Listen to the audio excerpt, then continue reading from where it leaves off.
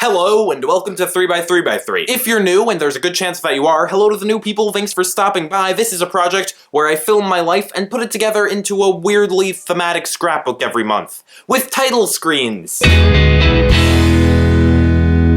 I got a comment from Caressa on the second 3x3x3, who said that she felt like she had finished one of those insightful movies you have to think about and don't know what to say after watching. And then she said that was interesting because that's not the kind of association that she would have with a month of someone's life, or her own life. And I got to thinking about the fact that I really am making a month of my life into a narrative. This segments my life, and it gives it structure. And I think it's actually begun to affect the way that I think of my life.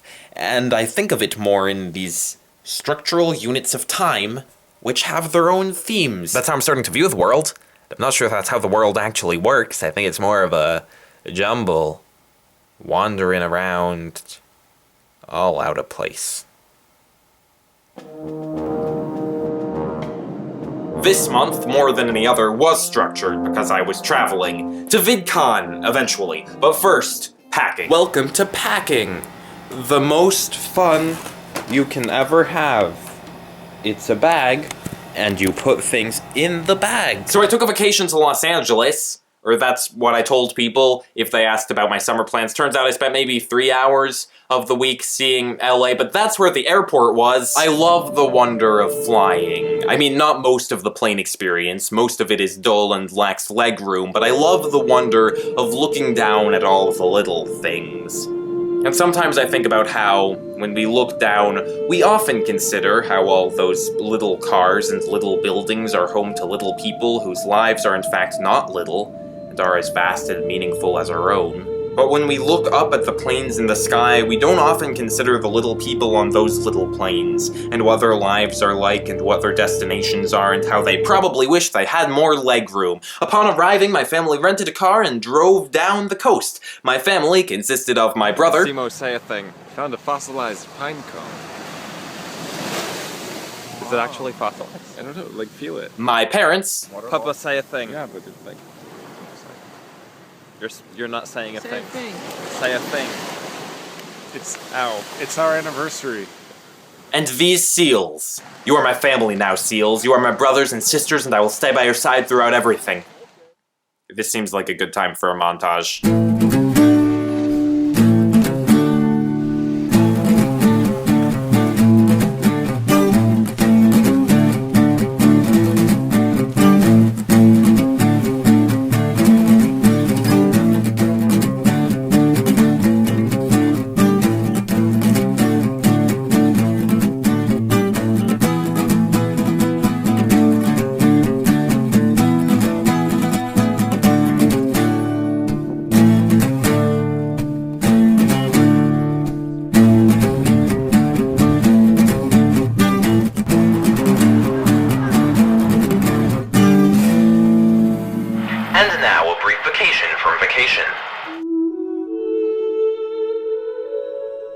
Hi, and welcome back to the local park, the segment where I show you the layout of my local park, because that's what random people on the internet care about. Last time on the local park, we visited this playground and discussed the alien invasion of 1699. Today we're going to be going a little past the playground. We're currently walking on the Frog War track. This was the site of, as seems obvious, a war between frogs. Now, after the alien invasion of that was thunder. That is dangerous. Do not stay outside in this weather, kids. Here is the bridge. It is over this stream and this waterfall. Now, the alien invasion of 1699 brought some strange creatures to this park. Most of the aliens were humanoid. They looked basically like us. But these aliens decided to bring along some of their own species to see how they would adapt to Earth's environment. And some of these species happened to reproduce naturally with frogs. This created an intelligent breed of very large frogs, and two different tribes of frogs had a war right in this area. Eventually the frogs came to a resolution and made peace, and this bridge was created to connect their two areas of land. And then if you walk up this way from the bridge, you will eventually arrive at the field. But that field is a story for another time. This has been the local park. Thanks for learning with us.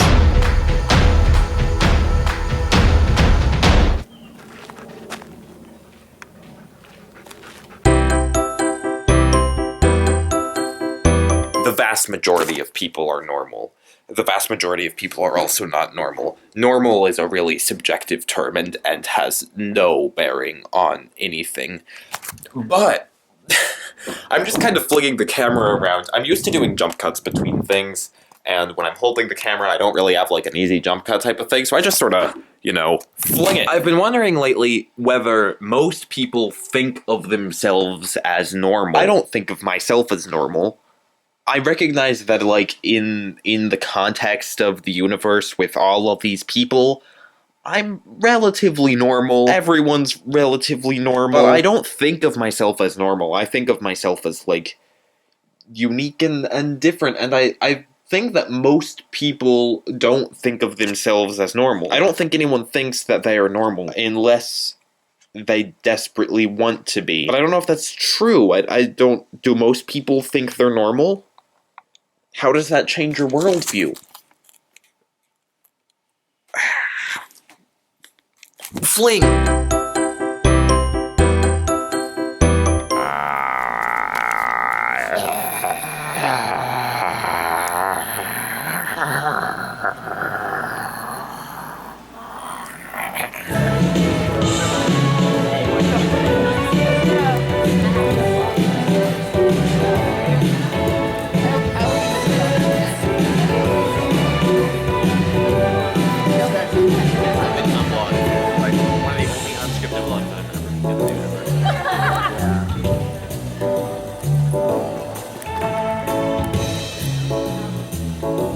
You're giving me this look like you're expecting something else to happen. Okay.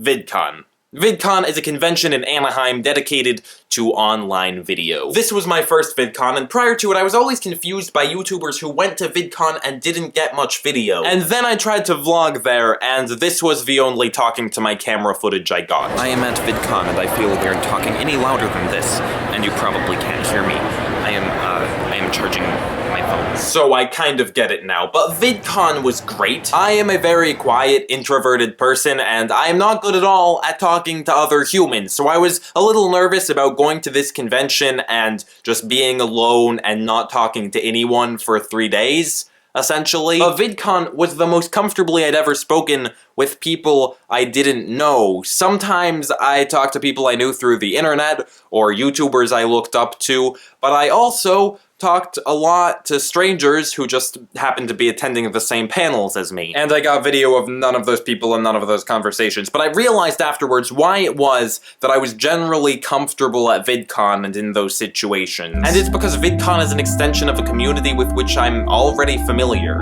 and in which I'm already comfortable. The community of online video creators and viewers, and VidCon was the most tangible glimpse I've ever gotten of that community. It was the most I've felt that I'm a part of that community because I'm comfortable in it. I'm happy in it. And it feels like I fit here. So to the people I met, it was great meeting you, and I probably would have liked to have seen you for longer. There were a lot of people I talked to extremely briefly, and that was it. But it was great meeting you. And then the next night I flew home, and now I'm very tired and jet-lagged. But with good memories. These fireworks were for the 4th of July, near the beginning of the month. But I remember when I filmed them I thought to myself, these will make a good conclusion. So here they are. That's just one of the many edits I've made for the sake of structure, rearranging time for the purpose of my own twisted narrative, but I don't know that I'm lying. Sure, life's not a narrative. It's not a simple story, it's a jumble. When I look back at my life, it seems like I have stories. It seems like things were a little more straightforward than perhaps they really were, and maybe I subconsciously rearrange my world to make sense of it all, to convince myself that it has meaning, that it matters, that I have a place in it. But it's my life. I'm in charge. And the way I tell my stories just might be the way they happened.